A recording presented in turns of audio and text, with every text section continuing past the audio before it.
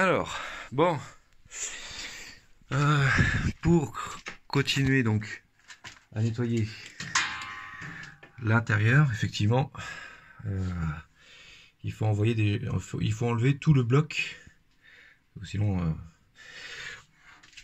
tout le bloc, en gros le brûleur, on peut appeler ça peut-être un brûleur. Voilà, donc faites attention quand vous le retirez, c'est très lourd. Donc prenez-le bien, en plus il est assez long. Donc là il fait à peu près 70 cm de long. Alors avant de l'enlever, il faut déconnecter certaines choses. Alors vous prenez une photo avant, parce qu'entre les trois cosses ici qui gèrent soit le moteur pour la vis qui envoie les granulés, parce que là c'est là où tombent les granulés, hein, par exemple pour ma vis sans fin, qui tombe directement dedans. Le moteur ici envoie les granulés dans le cendrier, on va dire. Enfin, bref, là, ça brûle. Donc vous avez un connecteur qui gère ceci, donc qui est là, plus d'autres comme les photovoltaïques, si je peux appeler ça comme ça c'est les capteurs de flammes, ici, hein. Donc il y en a 3. Et vous avez ici, très important, les deux bougies, ici, d'allumage. D'accord? Donc prenez une photo, moi c'est ce que j'ai fait, entre les trois cosses ici là que j'ai là. 1, 2 et 3. Donc il y a une noire, la blanche elle va au milieu, et l'autre noire qui va sur le côté. Donc prenez une photo pour pas vous mélanger après les pinceaux. Et donc, moi j'ai une petite cave, donc faut que je... Et avec les 3 autres cosses ici. Donc moi après, il y a celle du milieu, la plus courte, elle va à droite. Excusez-moi, la plus courte là, ici, elle va à droite. Alors je sais pas après comment est fait votre installation, hein. Donc c'est pour ça, prenez bien une photo avant d'enlever, avant de tout déconnecter. Déjà vous prenez une photo, et ensuite pour moi c'est noir, blanc au milieu, et la plus longue, celle-là, c'est celle qui va tout à gauche contre la chaudière. Donc pour cela, alors pour moi il faut enlever le cache, parce que elles sont carrément vissées sur le brûleur. Donc parce que sinon vous n'aurez pas assez de fil. Si vous déconnectez pas ça, vous n'aurez pas assez de fil. Ils sont pas assez longs pour retirer. Il faut je vous dis, ça fait à peu près 70 cm de long. Donc quand vous allez retirer ça de la chaudière, forcément les fils vont vous embêter. À ne pas oublier aussi de déconnecter, donc c'est du boulon de... Bref, c'est ici, hein.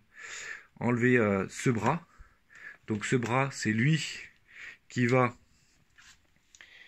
tirer le cendrier pour descendrer, on va dire ça comme ça, pour que les cendres, elles tombent en bas. Par le biais de ça. Donc voilà, je vais vous faire une face, la face du brûleur. Voilà. Hop, alors, c'est ça. Donc voilà, ça en fait, ça sort. Ça c'est pour descendrer, et quand ça revient, là c'est pour que les granulés tombent et commencer le chauffage. Et quand elle ressort, ça balaye toute la cendre, et ensuite ça revient en se mettre en place pour que d'autres granulés puissent se mettre. Bon bref. Donc là, je vais peut-être mieux vous expliquer de face. On va attendre que là, le portable, voilà.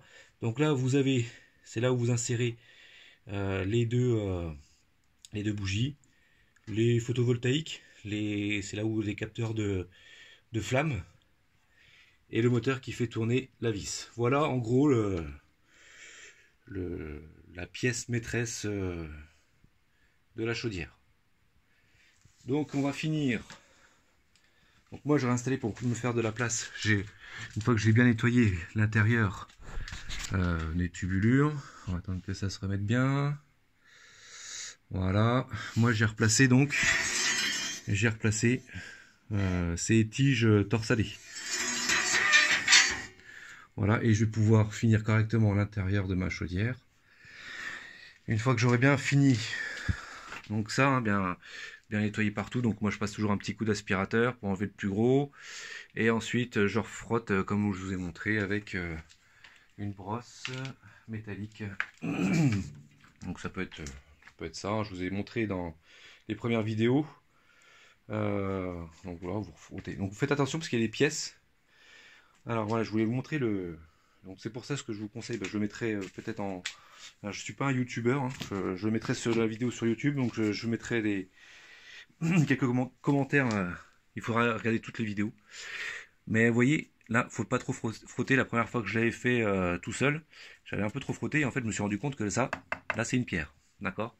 Comme que je vous expliquais pour le ventilateur, l'extracteur de fumée au fond de juste derrière l'hélice. Il y a pareil aussi, il y a un joint.